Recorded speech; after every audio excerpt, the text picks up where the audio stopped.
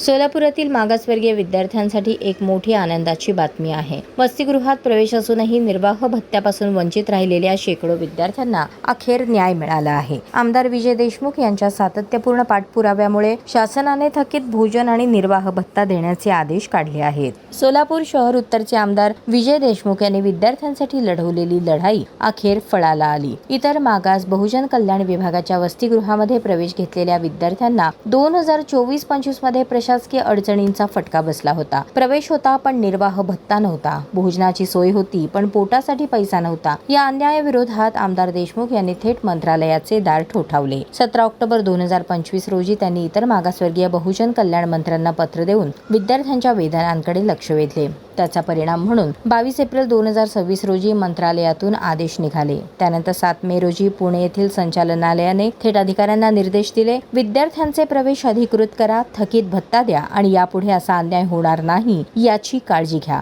शासनाच्या या निर्णयामुळे सोलापूर जिल्ह्यातील शेकडो होतकरी विद्यार्थ्यांना शिक्षणाचा मार्ग आता अधिक सुकर होणार आहे। आमदार विजय देशमुख यांनी स्पष्ट केले आहे की आर्थिक अडचणींमुळे कोणत्याही विद्यार्थ्याचे शिक्षण थांबता कामा नये आणि विद्यार्थ्यांना त्यांच्या हक्काचे लाभ मिळवून देण्यासाठी आपण पुढेही प्रयत्नशील राहणार आहोत। हा निर्णय म्हणजे केवळ भत्त्याचा प्रश्न नाही, हा एक वंचित विद्यार्थ्याच्या स्वप्नाचा प्रश्न आहे आणि त्या स्वप्नाला आज बळ मिळाले आहे। सोलापूर जिल्ह्यातील ग्रामीण भागातील शिक्षण घेत असलेल्या विद्यार्थ्यांना वसतिगृहामध्ये निर्वाह भत्ता दिला जातो। गेल्या शैक्षणिक वर्षामध्ये प्रवेश घेतलेल्या विद्यार्थ्यांना निर्वाह भत्ता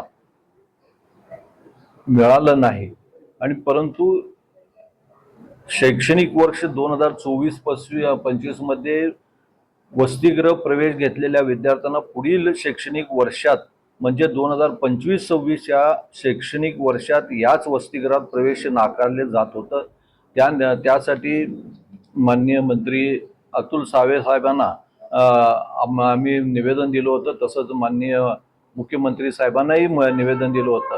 ह्या आपल्या निवेदनाचं दखल घेत त्यांनी या वसतिगृहामध्ये घेणाऱ्या विद्यार्थ्यांसाठी 2024-25 जे राहिलेले प्रतिमाह 5100 निर्वाह भत्ता मिळण्याचा जो मिळत होतं तो मंजूर करून दिलं व तसे या वर्षी पुढील वर्षी ज्यांना त्यांना प्रवेश टाळण्यात येत होतं पुन्हा एकदा त्यांना प्रवेश देण्यास त्यांनी आदेश काढलेले आहेत।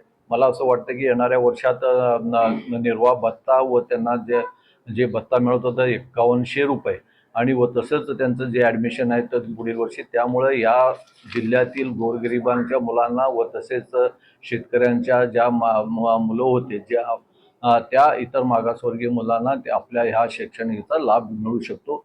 मी माननीय मुख्यमंत्री व माननीय अतुल साहेबांचा मी मनपूर्वक आभार मानतो।